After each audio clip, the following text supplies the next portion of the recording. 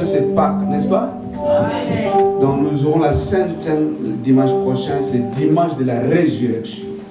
Je vais prêcher ce mois sur la résurrection. Ah, c'est beau. J'ai dit 1 Corinthiens, n'est-ce pas? Amen. 1 Corinthiens combien? 1 Corinthiens 15. J'aimerais qu'on soit tous là. Si vous ne comprenez pas ça, ça sera dangereux. 1 Corinthiens 15. Nous commençons au verset 12. Or, si Christ est prêché qu'il est ressuscité d'entre les morts, comment disent quelques-uns parmi vous qu'il n'y a pas de résurrection de mort? Vous êtes là? Amen. Mais s'il n'y a pas de résurrection de mort, alors Christ n'est pas ressuscité. Et si Christ n'est pas ressuscité, alors notre prédication est vaine. Et votre foi est aussi vaine. Sans la résurrection, la foi n'a pas un sens. La prédication aussi n'a pas un sens. Verset 15. Oui, et nous sommes trouvés comme de faux témoins de Dieu, parce que nous avons témoigné de Dieu qu'il ressuscita Christ, lequel il n'a pas ressuscité. S'il est ainsi que les morts ne ressuscitent pas, car si les morts ne ressuscitent pas, alors Christ n'est pas ressuscité. Et si Christ n'est pas ressuscité, votre foi est vaine. Vous êtes encore dans vos péchés. Alors, ceux aussi qui se sont endormis en Christ ont péri. J'aime le verset 19. Si dans cette vie seulement nous espérons, nous avons espéré en Christ, nous sommes de tous les hommes les plus misérables. Si nous espérons que Jésus n'est pas ressuscité, nous sommes les plus malheureux de tous les hommes. Verset 20. Mais maintenant Christ est ressuscité d'entre les morts et est devenu le prémisse, mon Dieu, de ceux qui ont dormi. Car puisque par l'homme est venue la mort, par l'homme est venue aussi la résurrection des morts. Je vais prêcher parce que je sens notre force, c'est ça. Alléluia. Notre force, c'est la résurrection. Car comme en Adam, tous meurent, oui, certainement en Christ, tous seront rendus vivants. Amen. Est-ce qu'on peut chanter? Il est vivant. Il est vivant. Yes. Il est vivant. Il est vivant. Alléluia. Yes.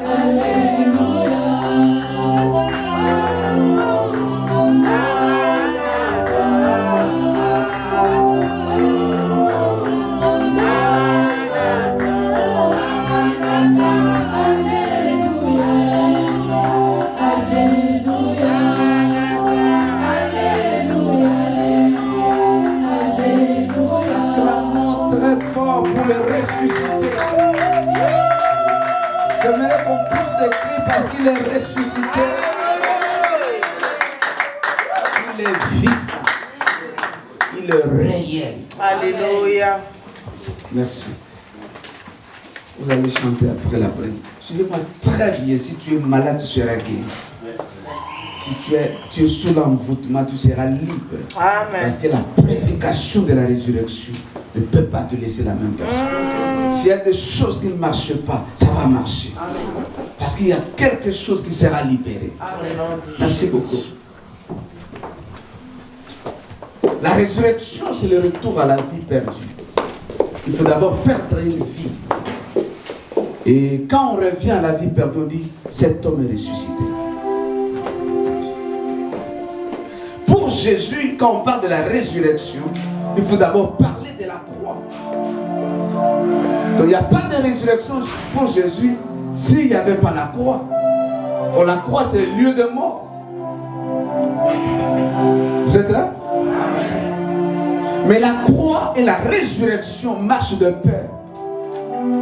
On ne peut pas parler de la croix sans parler de la résurrection. Et on ne peut pas aussi parler de la résurrection sans parler de la croix. Donc il n'y a pas de résurrection pour Jésus sans la croix. La Bible, laisse-moi dire à quelqu'un, s'il y a une personne née de la femme qui ne mérite pas la mort sur la croix, c'est Jésus. Amen. Mais il a accepté cela. Il a enduré cela. Il a enduré cela parce que c'était le plan de Dieu. Il a enduré cela parce que c'était la mission que Dieu lui a donnée pour le salut de l'humanité. Vous savez, la croix, c'est une charge incroyable. Malgré la charge, Jésus n'a pas bougé. Jésus n'a pas changé d'avis. Jésus ne s'est pas écarté de sa mission. Il est resté dans sa position. Jésus avait tout le pouvoir de demander au Père d'envoyer les anges pour l'épargner de la croix. Mais il n'a pas fait cela pour que vous et moi vous ayez la vie. Il y a deux choses dans la croix. Première chose, épargner et livrer. Croix signifie Dieu a épargné et il a livré quelqu'un. Il a épargné qui? Il t'a épargné toi. Il a livré son fils. Donc on ne peut pas parler de la croix s'il n'y avait pas quelqu'un qui devrait mourir et il a pris la place des autres. Dieu nous a épargnés du jugement. Il a livré Jésus. C'est comme en Israël, c'est comme en Égypte plutôt. La mort en Égypte était palpable. Mais lorsque l'agneau était mort, les maisons des Israélites étaient épargnées. Mais chez les Égyptiens, tellement personne n'était mort, ils ne pouvaient pas être épargnés. Donc la mort, la croix signifie Dieu a épargné Jésus. Le Dieu nous a épargnés. Il a livré son fils Jésus. Vous êtes là? Amen. Dieu a épargné Adam et Ève. Il a tué un animal. C'est ça la croix. La croix est très importante car la croix chasse la colère de Dieu sur nous. La croix chasse la condamnation de Dieu, le jugement de Dieu sur nous. Nous étions dignes du jugement et de la condamnation. Mais à cause de la croix, Dieu retire cette condamnation. Dieu retire ce jugement qui était sur nous. La croix, j'insiste, Dieu épargne un peuple, il est libre. C'est comme Abraham, il doit épargner Isaac pour livrer le bélier. On ne peut pas parler de la croix sans parler de celui qui a été livré et ce qui était épargné. Vous êtes là? Amen. Qu'est-ce que la croix? Et à la croix, Jésus a dit, tout est accompli, n'est-ce pas? Il a dit, tout est accompli. C'était à la croix. Cette parole de Jésus qui dit, tout est accompli, a 4 choses importantes. Vous me suivez? Amen. 4 choses. Quand Jésus a dit, tout est accompli. Autrement, il a dit, tout est fini. Première chose, quand Jésus dit, tout est accompli, il veut dire, la mission, le travail que Père m'a envoyé, je l'ai achevé. Il n'y a rien à compléter, il n'y a rien à ajouter. J'ai fait exactement, papa, ce que tu m'avais demandé de faire. Jésus veut nous dire, j'ai fait fidèlement le travail que tu m'as envoyé. La mission est maintenant accomplie. Le combat est terminé. J'ai dépouillé les dominations. J'ai dépouillé les principautés. J'ai dépouillé les autorités. Quand Jésus dit tout est accompli, il dit Satan est sans armes. Quelles que soient ses grimaces, n'a plus des armes à détruire. Je l'ai dépouillé. Waouh. Quand il dit tout est accompli, deuxième chose, Jésus veut nous dire le service du grand souverain sacrificateur de l'Ancien Testament a pris fin.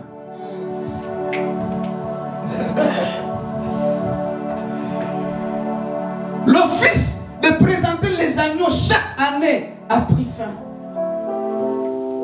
Il n'y en a plus d'autres agneaux à présenter à Dieu. Je suis l'agneau de Dieu.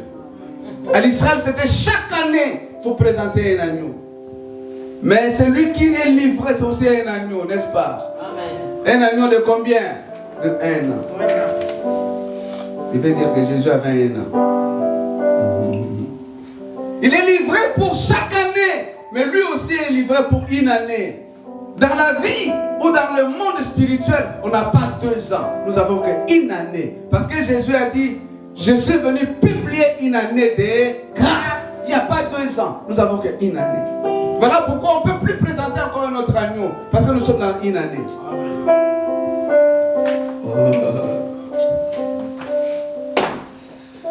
Vous êtes là? Amen. Jésus veut nous dire, tout est accompli pour dire, l'office du souverain sacrificateur de l'ancienne alliance a pris fin. Celui qui était sous la puissance du péché est libre. Écoutez frère, le péché est plus fort que l'homme. L'homme sans Christ ne peut pas être sauvé du péché. Le péché est plus fort sans Christ. L'homme sans Jésus ne peut jamais vaincre, être victorieux du péché. Romains 6, 17, quelqu'un peut nous le dire rapidement. Romains 6, 17, rapidement. Sans la croix, l'humanité est consumée. Sans la croix, l'humanité est engloutie, dévorée par le péché. Le péché donne la vie. C'est une porte qui s'ouvre pour que Satan agisse dans la vie de quelqu'un. Vous êtes là? Et suivez-moi bien. Le péché, c'est une porte qui s'ouvre pour que Satan agisse. Donc quand l'homme ne peut pas être délivré du péché, il est sous pouvoir du Satan. Or, quand tu es esclave de Satan, laisse-moi dire, quand quelqu'un est esclave, il n'a pas de volonté.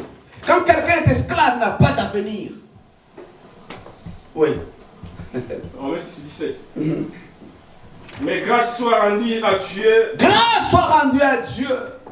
De ce qu'après avoir été esclave du péché. Après avoir été esclave du péché. Vous avez obéi de cœur à la Écoutez, un esclave du péché n'a pas d'avenir. Parce qu'un esclave n'a pas de choix propre. Il n'a pas d'avenir. Son avenir dépend de son maître. Si ton maître c'est le péché, tu n'as pas d'avenir. Or le péché donne accès au diable. Donc pour dire, si tu es sous le péché, ton maître c'est le diable. Tu n'as pas d'avenir. Tu ne peux pas aller loin. Tu es sous condamnation. Merci Papa Michel. Ceux qui sont encore sous la puissance du péché, laisse-moi te dire, tu es sans avenir. Tu es sans volonté propre. Tu ne peux pas aller loin. Quand le péché est maître, l'existence de la personne est remplie de commandements du maître qui est le péché.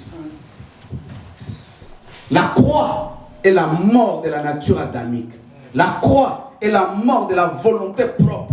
La croix est la volonté du maître qu'on appelle péché.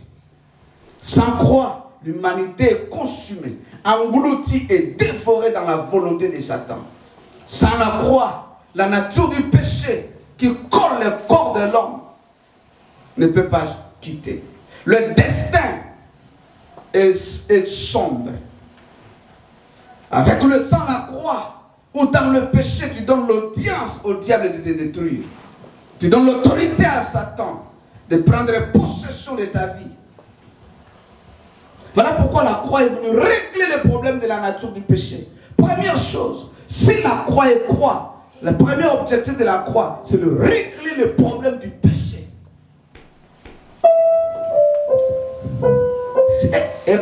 C'est bien, mais qu'est-ce que la croix fait? Elle est venue régler le problème du péché. Parce que le péché est plus fort que l'argent, plus fort que l'État, plus fort que la mort. Mais ce péché, pour être libre, il faut quelqu'un. Vous êtes là? Amen. Oh, est-ce que vous êtes là? Amen. Sans croix, la croix est venue régler le problème du péché. La croix est venue détruire le premier Adam. La croix n'est pas venue négocier avec Adam. Non, c'est pour détruire le premier Adam. Car la nature du premier Adam, c'est la nature du péché. Alléluia. Amen. Oh, alléluia. Amen. Sans la croix, nous allons rester, on allait rester longtemps un peuple sans promesse, peuple sans alliance, peuple sans Dieu. Je peux dire que la croix nous a apporté Dieu. Et pour nous, c'est qu'il a vu son Nzambé.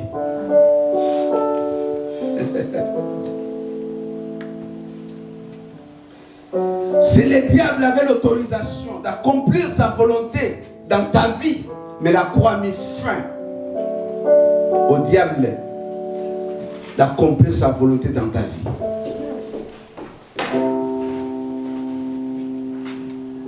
Satan n'a plus le pouvoir d'accomplir sa volonté sur toi, car la croix est venue mettre fin à son pouvoir. Est-ce qu'on peut acclamer la croix?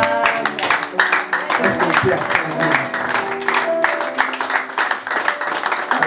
Est-ce qu'on peut acclamer notre Dieu?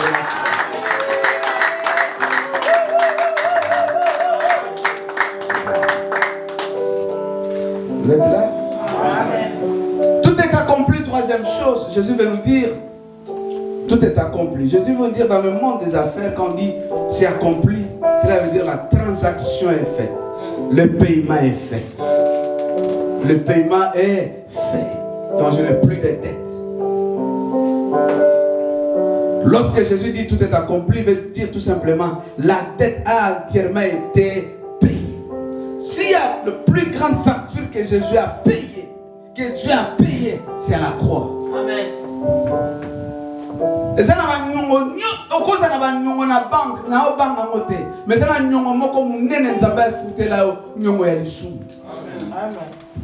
ça n'a valeur, ça n'a prix dans la banque. La croix nous a totalement achetés et nous a rendus libres. La croix a rompu les liens de l'esclavagisme. Mon Dieu, la croix a rompu les liens avec le Satan. La croix, Dieu nous a pris en charge. J'ai dit à quelqu'un, Jésus a payé le prix de ta liberté. Jésus a payé le prix de ta liberté. Jésus a payé le prix de ta liberté. Tu n'as aucun droit d'être sous esclavagisme. Tu n'as plus le droit d'être sous le pouvoir du diable. Tu n'as aucun droit d'être sous le pouvoir de Satan. Rien ne peut encore te retenir. Si quelque chose te retient, c'est l'insulte à la croix.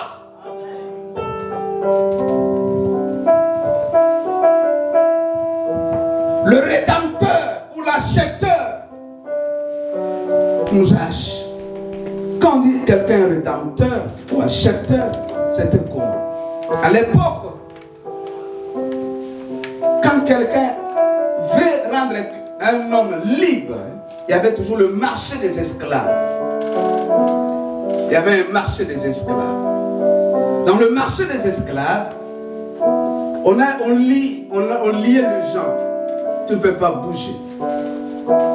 Mais si j'ai besoin d'un esclave, je dois faire les allers-retours du marché pour regarder l'esclave qui me convient. Les allers-retours du marché. Maintenant, si je trouve cet esclave me convient, je dois négocier le prix. Le propriétaire de l'esclave va mettre le prix plus haut. On commence à discuter. Si on s'entend, je paye et je prends l'esclave, il devient le mien. Il quitte le marché des esclaves, il vient chez moi à la maison, il devient mon esclave. Et quand il vient chez moi à la maison, je dois mettre le signe d'appartenance. Et on dit tatouage et banda. Et banda ndiwa. Je dois mettre un tatouage qui prouve qu'il m'appartient. Donc même si tu le trouves dans le Wendy, là-bas plus loin, même si tu prends quelque chose dans le marché sans payer, le soir le propriétaire viendra chez toi à la maison et dit esclave parce qu'elle est monnaie et monnaie. Donc le tatouage était le symbole pour identifier l'esclave.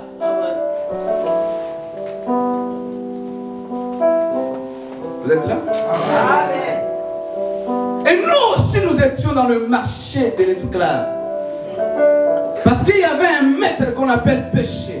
Il nous a liés. Mais un homme s'appelle Jésus. Il a traversé les allers-retours du marché. Il t'a vu toi.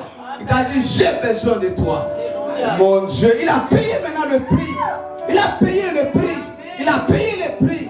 Et le prix qu'il a payé, ce n'est ni argent, ni or. Il a payé son sang. Pourquoi il a payé le sang? Pourquoi il n'a pas payé l'or? Pourquoi il n'a pas payé l'argent? Pourquoi il a payé le sang? Il a payé le sang pourquoi? Parce que l'or peut être dévalué. L'argent va perdre de valeur. Quand il y a démonétisation, le monde peut perdre de valeur. Oh mon Dieu, le dollar peut perdre de valeur, l'euro peut perdre, mais le sang ne perd pas la valeur. Pour dire ceci, le contrat n'a pas va négocier à côté. Pour valeur, il y a un moment où on a payé si nous avons besoin. Voilà pourquoi il donne un prix. Non, l'argent, le or, mais le sang, tu lui appartiens. Tu étais dans le marché, mais il t'a sauvé.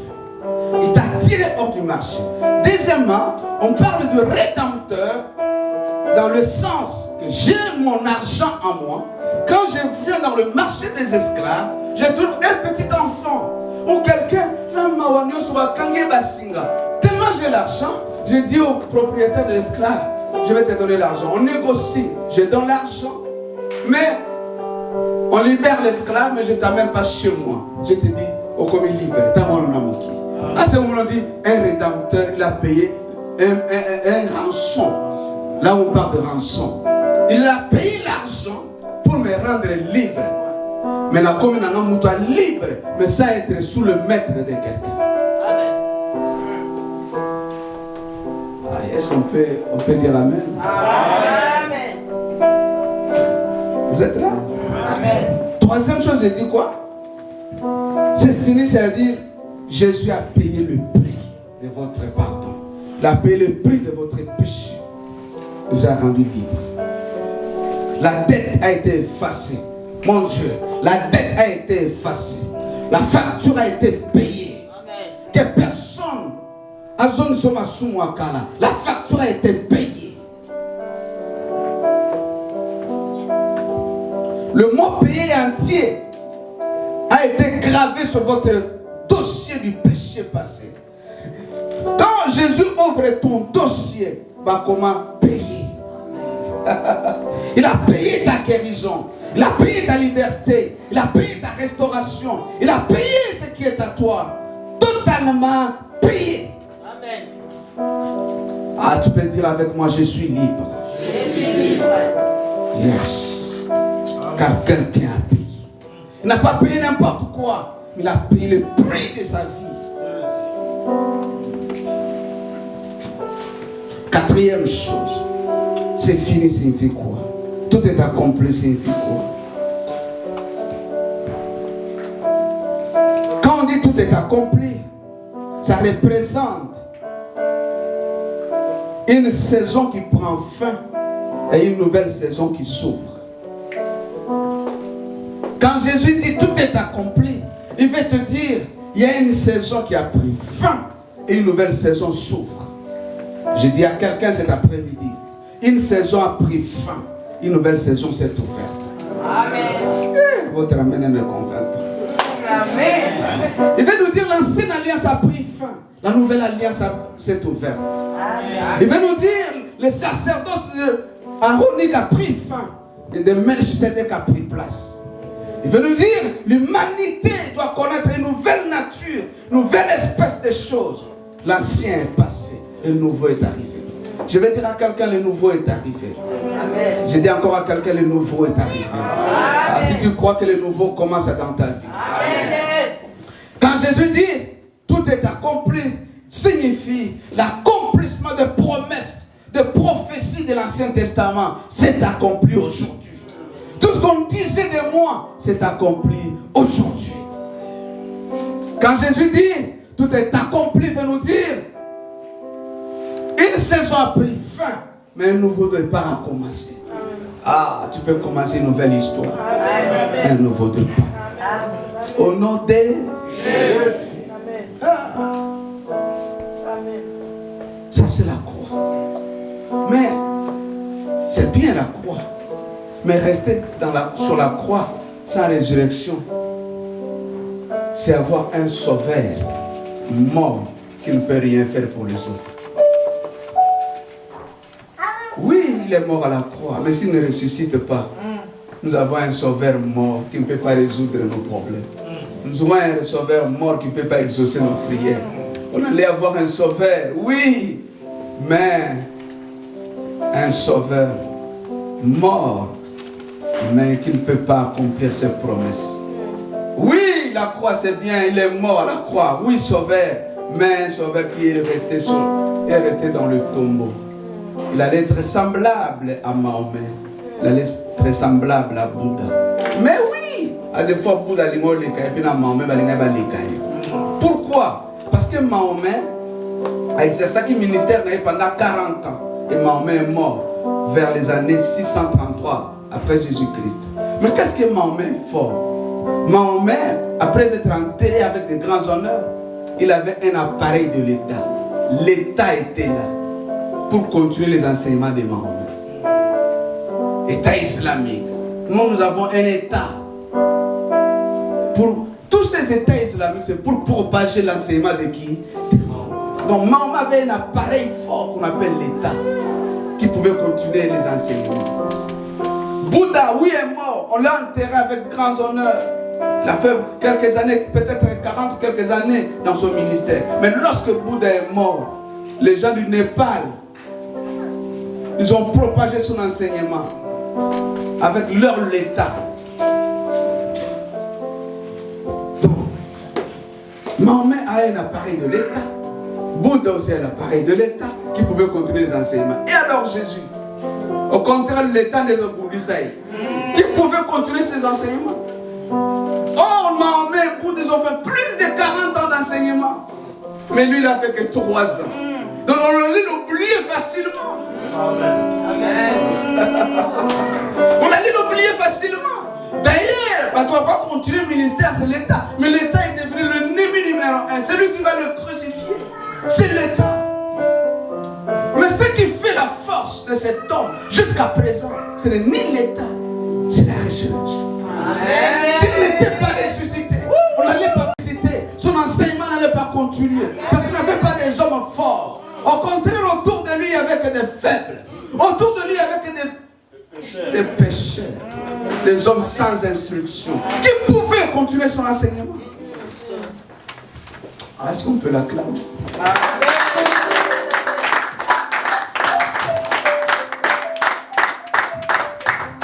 Est-ce que vous êtes là? Wow. La résurrection, frères et sœurs, écoutez-moi très bien. La résurrection est le fondement de ta foi. La résurrection est le fondement de la prédication de Jésus. La résurrection est l'assurance de nos prières qui seront exaucées. Par la résurrection, le pouvoir du péché et de la mort ont été brisés. Les douleurs du péché ont été guéries. La tâche du péché a été emportée. La relation avec Dieu a été restaurée.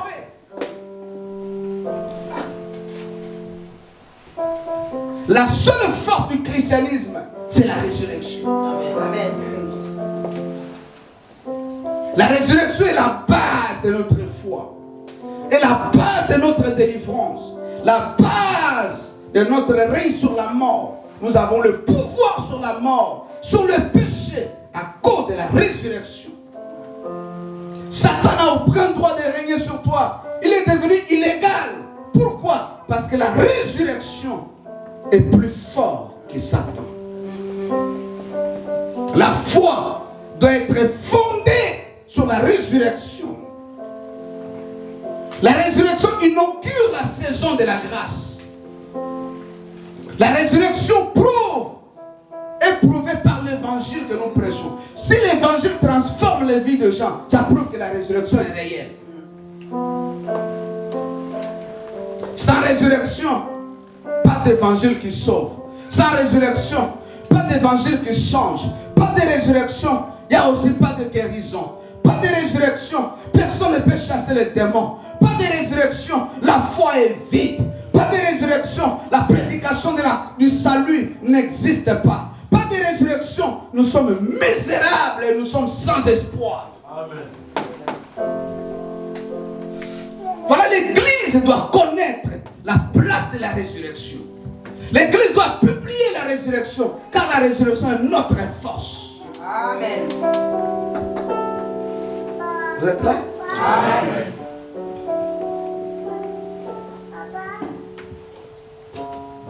Jésus est ressuscité. Je vais parler 4 étapes. Nous allons continuer avec ça. La résurrection apporte, première chose, la résurrection nous introduit dans une nouvelle création. Qu'est-ce que la résurrection nous a apporté? La résurrection nous introduit dans le mystère de la nouvelle création. La Bible dit, les choses anciennes sont passées, n'est-ce pas? Amen. Ceux qui ont reçu Jésus, les choses anciennes sont passées, sont devenues nouvelles. Nous sommes devenus de quoi? Une nouvelle créature. Jésus est né combien de fois? 3 fois. Jésus a 3 naissances, oui ou non? Oui. Il est né dans l'éternité.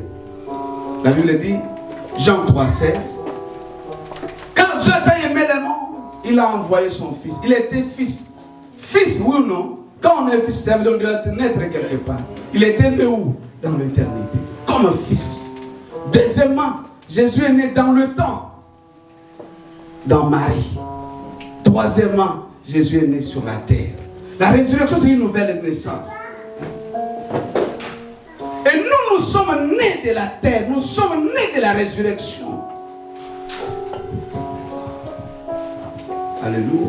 Amen. Donc la résurrection nous introduit dans la nouvelle création. Nous sommes devenus un peuple nouveau. Nous ne sommes pas modifiés. Quand vous acceptez Jésus, tu n'es pas modifié. Tu es une nouvelle créature. La résurrection est venue détruire Adam, le premier Adam. La croix tue le premier Adam. Et à la résurrection, un nouveau peuple est né. Nous sommes un peuple nouveau par la résurrection. Amen. Est-ce que vous êtes là? Amen. Voilà pourquoi, si vous lisez Genèse 2, verset 7, Jean, chapitre 20, 21, 23, on peut lire ça. Genèse 2, 7, Jean 20, 21, 23. Quelqu'un peut me dire rapidement. Jésus, depuis la résurrection, n'est plus fils de David. Il était fils de David avant la résurrection. Mais quand il est né de la résurrection, il est fils de Dieu. En termes de Jésus, le fils de David. Non, avant la résurrection. Parce qu'il était né de Marie. Parce que Marie est de la ligne de David. Mais après la résurrection, il n'est plus fils de David.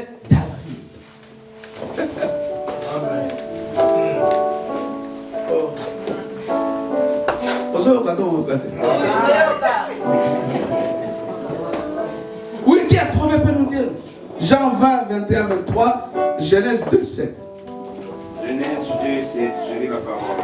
Amen. L'Éternel Dieu forma l'homme de la poussière de la terre. Il souffla dans ses narines un souffle de vie, et l'homme devient un être vivant. Il souffla. Il a soufflé où?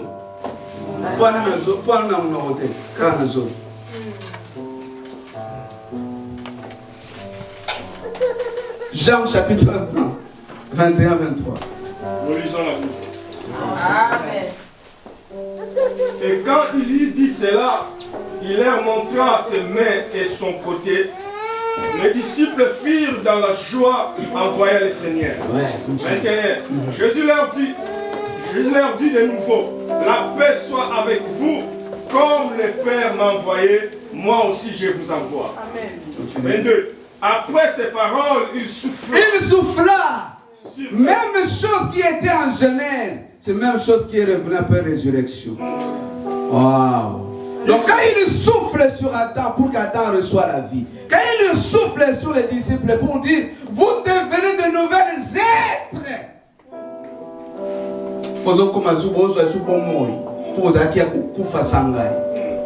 Même geste qui était à l'Éden, c'est le même geste que Jésus a fait.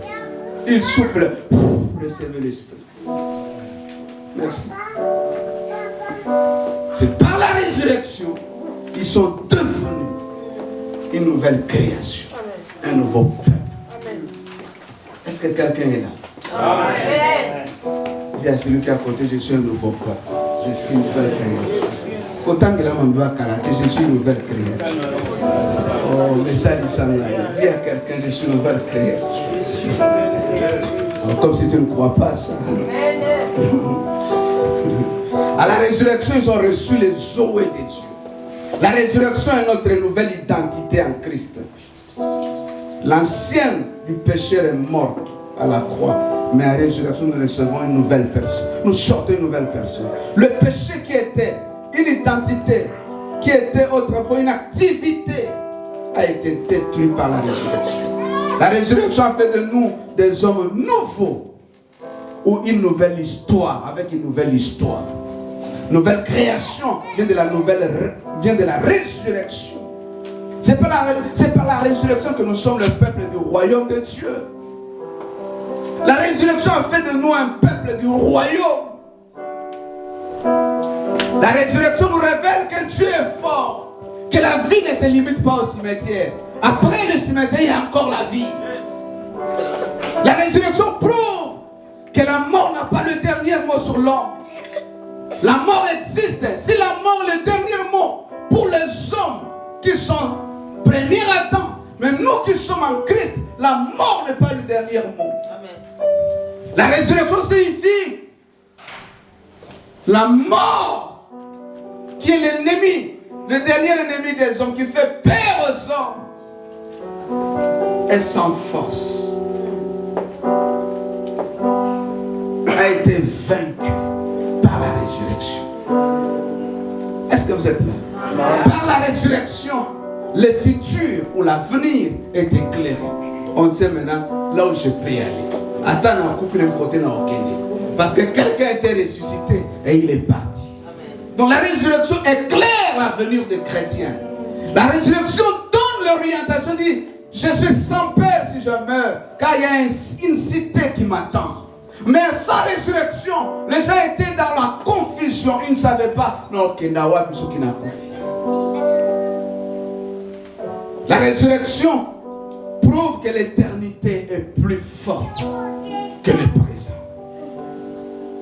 Parce qu'à la résurrection, je dois un jour rejoindre l'éternité. Deuxième chose, la résurrection nous introduit dans la vie de Dieu, dans la classe de la divinité. C'est par la résurrection que nous sommes introduits dans la classe de Dieu, que nous avons la vie de Dieu. Sans la résurrection, tu ne peux pas avoir la vie de Dieu. Par la résurrection, nous sommes de la classe de Dieu. C'est par la résurrection que le régime de la grâce est venu. Par la résurrection, nous ne sommes pas seulement naturels, mais par la résurrection, nous sommes devenus un peuple surnaturel. Ah, est-ce que je parle? Vous ne m'encouragez pas de prêcher. Est-ce que vous êtes là? La résurrection nous introduit dans la vie de Dieu. La résurrection nous introduit dans la classe de la divinité. La résurrection nous introduit dans le monde surnaturel. Dieu peut opérer dans le surnaturel parce que Jésus était ressuscité. Amen. Amen. La résurrection a inauguré le régime de la grâce, l'alliance de la grâce.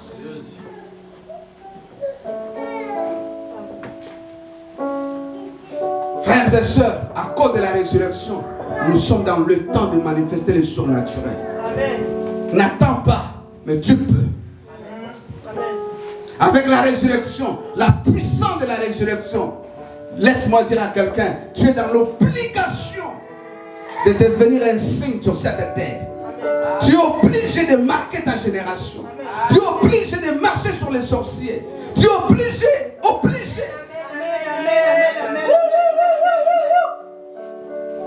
Si vous lisez Marc chapitre 6, verset 14 à 29, vous allez voir, lorsque Hérode, on parle de Jésus faire de miracles.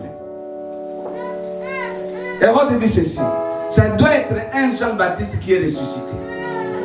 Pour Hérode, ce que Jean-Baptiste fait, ce n'est pas un homme normal. C'est un homme qui doit être ressuscité. S'il est ressuscité, il doit faire des choses que les hommes normaux ne peuvent pas faire. Frères et sœurs, j'aimerais révolutionner un chrétien. Si tu es normal, ordinaire, tu n'as pas encore expérimenté la puissance de la résurrection. Amen. Ceux qui ont expérimenté cette puissance, ils ne sont pas ordinaires. Ils doivent poser les actes qui étonnent les hommes ordinaires. Sortez de l'ordinaire, car la puissance de la résurrection est sur vous. Amen. Pour Hérode, ce que Jean-Baptiste fait, l'homme ordinaire ne peut pas le faire. Il doit être quelqu'un de ressuscité. Parce qu'il comprend qu'avec la résurrection, un nouveau pouvoir, une nouvelle puissance vous est donnée. Tu as la capacité de guérir le malade. Parce que la résurrection est réelle. Tu as la capacité de guérir le malade. Tu as la capacité de dire à un démon arrête. Tu as la capacité de dire à un sorcier arrête. Car la résurrection est puissante.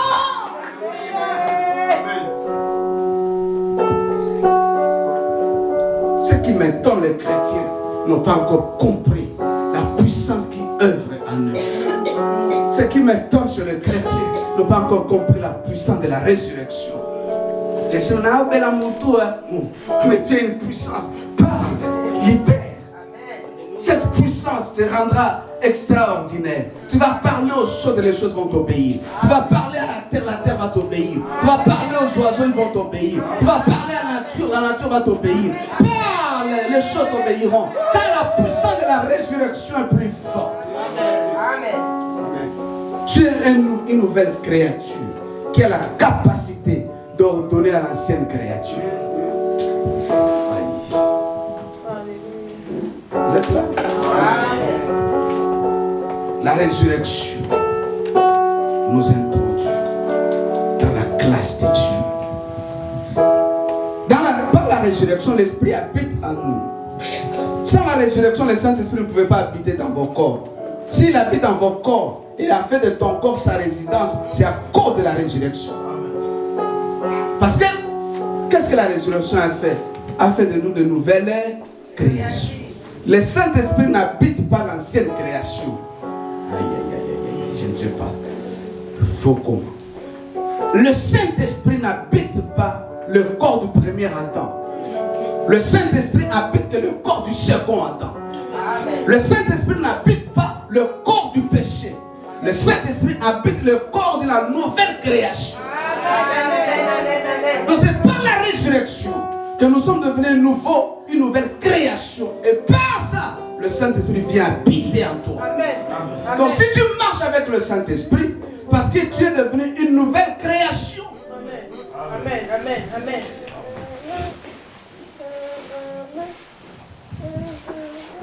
La résurrection. La résurrection. La résurrection. Vous savez, je vais parler un jour sur le corps de la résurrection. Le corps de la résurrection pénètre de murs. Jésus ressuscité pénètre de murs, n'a pas besoin de porte pour l'ouvrir. Tu peux percer là où les autres ont dit impossible. Tu peux percer là où les autres ont fermé des portes.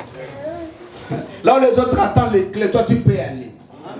Aïe, aïe, aïe. Rien ne te bloquera. Tu peux percer, tu peux percer.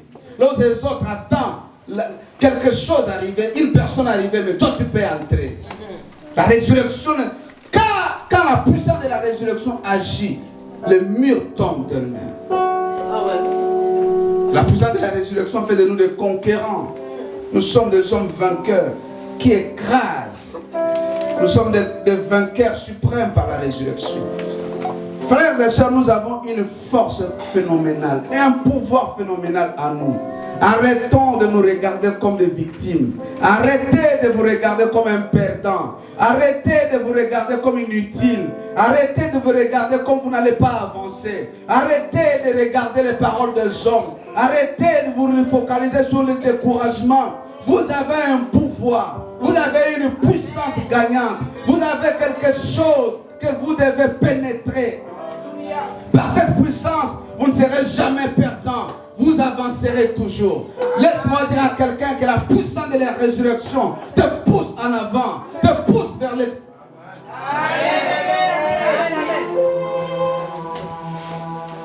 La puissance de la résurrection est plus que les autorités militaires, que les autorités spirituelles. C'est plus fort. Troisième chose, pour terminer. Notre marche avec Dieu a un début. Ce début, c'est la résurrection. La Bible dit, vous êtes là? Amen. Sans résurrection, j'insiste, notre foi est nulle. Troisième chose, la résurrection apporte un nouveau commencement et un nouveau pouvoir dans nos vies. La résurrection nous a apporté un nouveau pouvoir et un nouveau commencement. Je vais dire en 2 ou 3 mots. Premièrement, autrefois nous étions sous le pouvoir de l'ennemi, mais la résurrection a changé le pouvoir. Nous étions sous l'autorité de quelqu'un qui s'appelle Satan, mais par la résurrection, le pouvoir a changé. Donc la résurrection nous a restauré le pouvoir perdu. Et nous avons mené un nouveau pouvoir, un nouveau maître. C'est là que nous commençons une nouvelle marche. J'insiste, la vie chrétienne a son commencement, c'est la résurrection.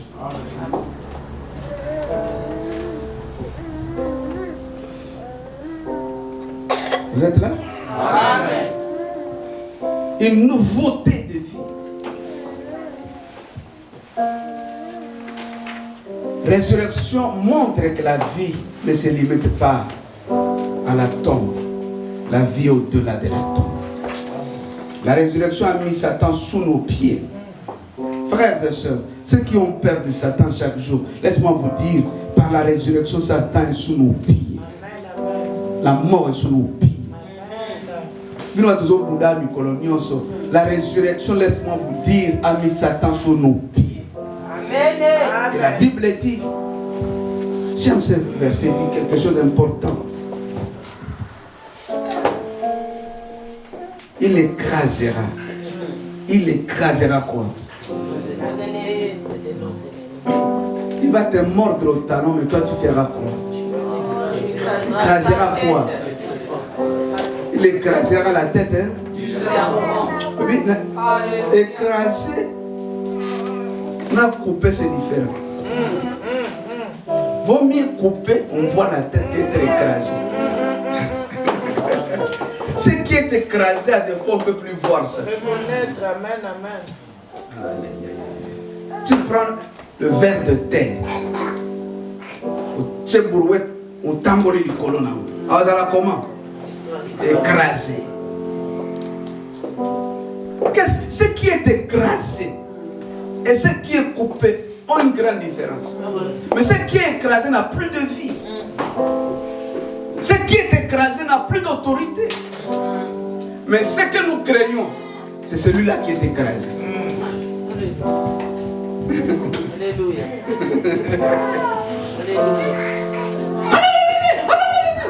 On a décidé à quoi? À celui qui a été écrasé. Si nous comprenons qu'il a été écrasé, non, nous pouvons marcher la tête haute. Quatrième chose pour terminer. La résurrection est possible que par le Saint-Esprit. La résurrection est possible que par l'ange. Vous êtes là? Romains chapitre 8, lisons ces versets pour terminer. Romains 8, verset 11.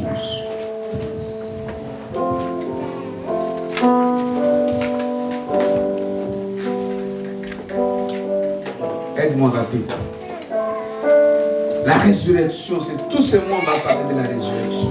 Amen. Si vous ne comprenez pas la résurrection, vous êtes des chrétiens. Voilà pourquoi on manipule les chrétiens parce qu'ils n'ont pas compris leur force. Vous savez, lorsque Jésus est ressuscité,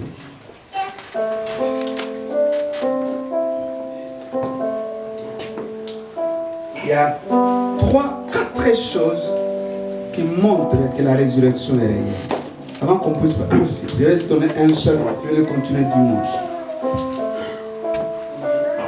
Amen. Amen. Oh, alléluia. Amen.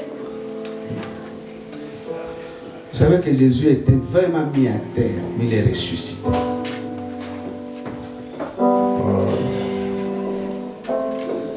Est-ce que quelqu'un peut m'aider à lire Jean 20? Est-ce que c'est Jean 20? Oui, le Romain là c'est pour le point. Prépare ça bien. La Bible dit, quelqu'un peut m'aider, Jean 19, 41, 42. Jean 19, 41, 42. S'il vous plaît. Jean 19, 41, 42. Avant que je parle de dernier. Jean 19, 41, 42.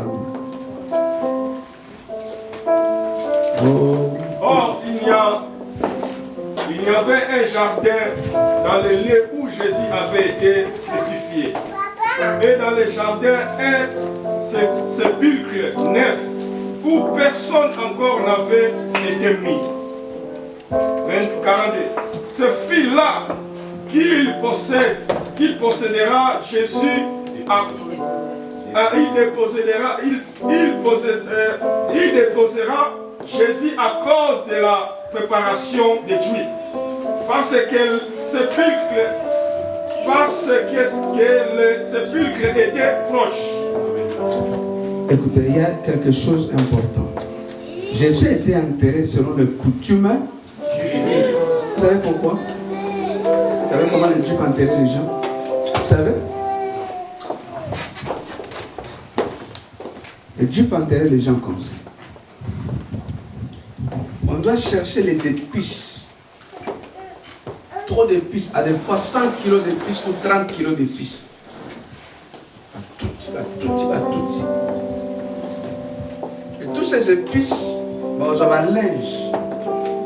Et on peut noter à Bissot, Lazare, quand il va linge. On a délivrance. On prend les épices.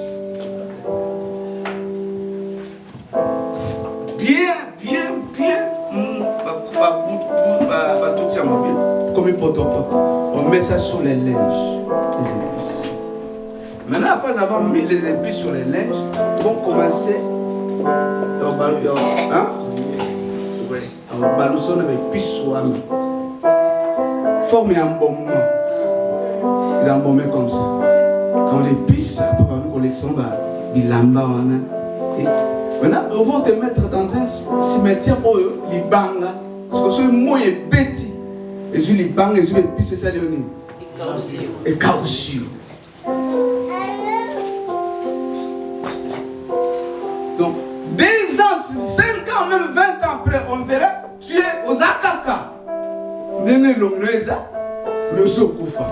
Parce que forme un moment, on va l'Égypte avec des épices ou 5 kilos d'épices. Ça dépend de la personne. Et tu vas rester le même des années. Maintenant, les Juifs disaient, comme il a dit, il va ressusciter. On doit l'enterrer selon nos coutumes. Pour tout le monde, ce qu'il disait était faux.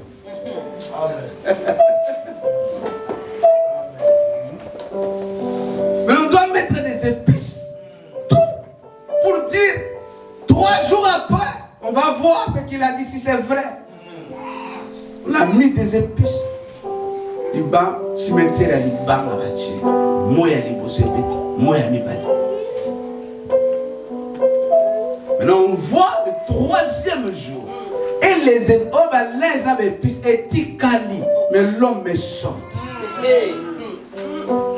C'est ça là où on dit, on n'a pas compris comment il pouvait sortir.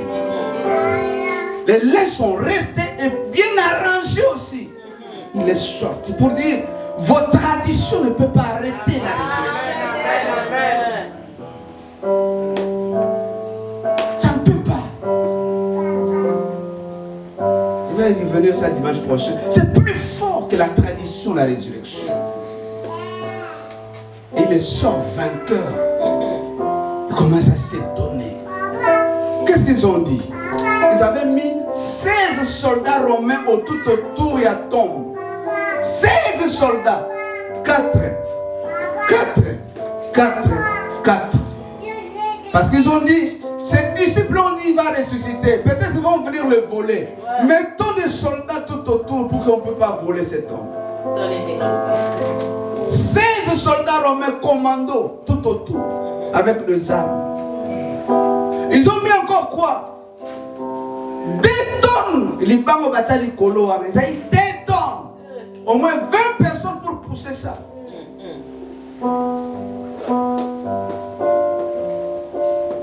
Mais le matin, on vient voir. Et les Libanais ont des tonnes par terre. Les soldats qui ont vu ça, à genoux en train de louer Dieu. Ils ont dit c'est impossible. Comment cet homme?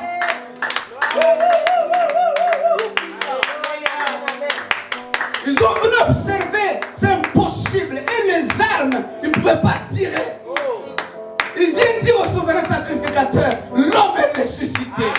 Le sacrificateur dit non, on ne dit pas qu'il est ressuscité. C'est les secondes qui amènent la nouvelle. Il est ressuscité, on l'a vu. Le sacrificateur avait dit, si vous dites qu'il est ressuscité, le Jésus ressuscité sera plus fort que le Jésus vivant. Ne dites pas qu'il est ressuscité. Pour vous dire que le Jésus ressuscité est plus puissant que Jésus de Marie. Je ne prêche pas un Jésus de Marie. Je prêche un Jésus ressuscité. Il vit éternellement. Jésus qui est à la droite du Père. Si toi tu restes dans le Jésus de Marie, moi je prêche un ressuscité. Voilà pourquoi Paul dit, nous connaissons un Jésus ressuscité. Si vous l'avez connu selon la chair, nous on ne le connaît pas selon la chair. Nous connaissons celui qui est ressuscité. Il a vaincu la mort. Il a vaincu l'enfer.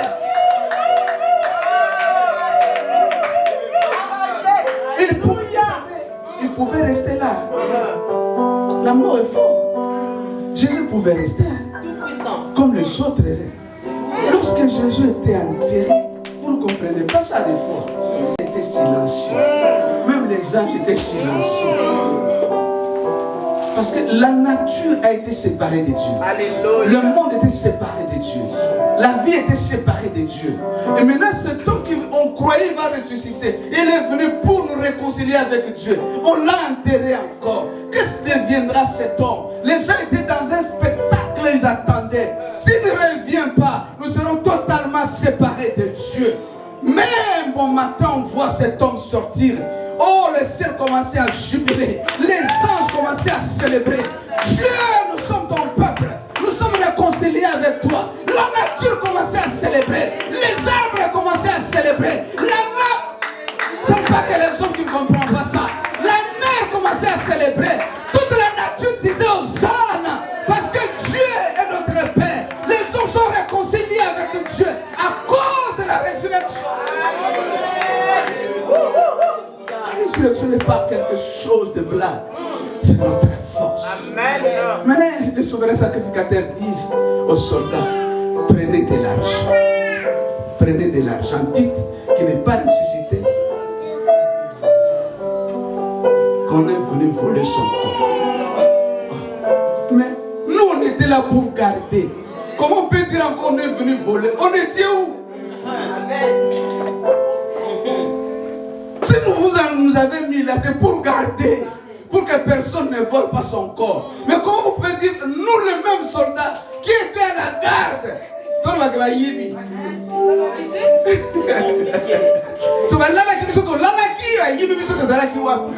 en plus nous sommes 16. S'il y a des hommes l'autre qui était endormi, les autres réveillés. Mais comment ils peuvent venir voler? L'argent du souverain sacrificateur, c'est pour étouffer la résurrection. L'argent des païens, des occultistes, c'est pour étouffer la résurrection. Or, la résurrection, c'est notre force. Ils cherchent à étouffer ce qui fait notre force. Voilà pourquoi l'Église doit comprendre. Nous, on doit donner de l'argent pour publier la résurrection. L'argent du chrétien doit publier la résurrection. L'argent du païen veut étouffer la résurrection.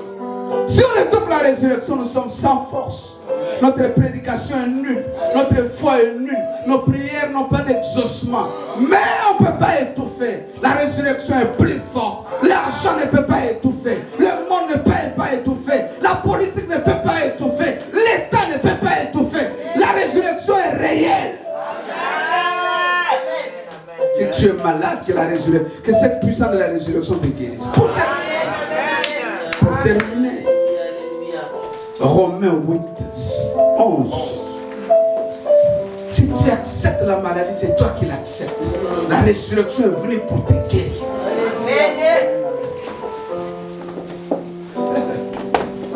Aide-moi à dire à quelqu'un la puissance de la résurrection existe. Si tu acceptes mon corps, mais moi je refuse parce que la résurrection est plus forte que la tradition, est plus forte que la coutume des hommes. Romains 8, 11. Quelqu'un aurait pu nous le lire pour terminer.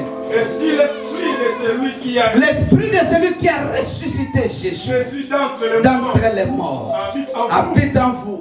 Celui qui a ressuscité Christ d'entre les morts. Le Saint-Esprit, il est l'Esprit qui ressuscite. Amen. Sa présence est pour ressusciter. Je suis venu proclamer la résurrection. Je déclare ce qui était mort ressuscite. Ah mon Dieu, je ne sais pas si les gens m'entendent. Je prophétise. Si ton corps était mort, Zoal sait quoi? S'il y a un domaine dans ta vie qui était mort, Zoal sait quoi? Que la puissance de la résurrection agit dans ton corps, agit dans ta maison, agit dans tes... Si quelque chose dans ta maison est mort, que la résurrection touche. Rendra aussi la vie à vos corps mortels. Si, là j'aime ça. C'est l'esprit de celui qui a ressuscité Jésus de la mort. Et là, il rendra la vie à vos corps mortels. On ne dit pas vos corps spirituels, vos corps mortels. Donc ton corps a droit à la guérison. Parce que l'esprit qui a redonné la vie refuse la maladie. Car l'esprit qui a ressuscité a le droit de donner la vie à ton corps. Certaines choses, nous les acceptons parce que nous ne comprenons pas ce qu'on a. Mais si nous comprenons cette puissance, le Saint-Esprit n'est pas venu habiter en toi pour te laisser malade. Il est venu pour guérir aussi ton corps. Il n'est pas que pour la spiritualité, il est aussi pour le corps mortel. Aïe. Frères et sœurs, Le Saint-Esprit, sa présence apporte la vie aux morts. Il ressuscite les morts. Il ressuscite les corps morts. Les domaines qui étaient morts. Et il va dire ce qu'on attend. Mon Dieu, je parle à quelqu'un. Domaine il faut que il va dire ce qu'on a Jésus. Que le Saint-Esprit sionne dans ton corps. Que le Saint-Esprit m'ouvre ta vie. Qu'il donne la vie à ceux qui étaient morts. Mon Dieu, mon Dieu, mon Dieu. Ce qui est bon, c'est et Botakate et soit bon. La combo na Jésus. La résurrection est vraie. La résurrection est réelle. Il est ressuscité. Il n'est pas ressuscité seul. Il est ressuscité avec nous. Quand il dit nous sommes ressuscités avec lui, ça veut dire tout simplement que nous sommes nés de la résurrection. Est-ce qu'on peut nous lever pour adorer? Je ne veux pas que quelqu'un demande. Je veux que tu ne demandes rien, mais que tu célèbres la résurrection.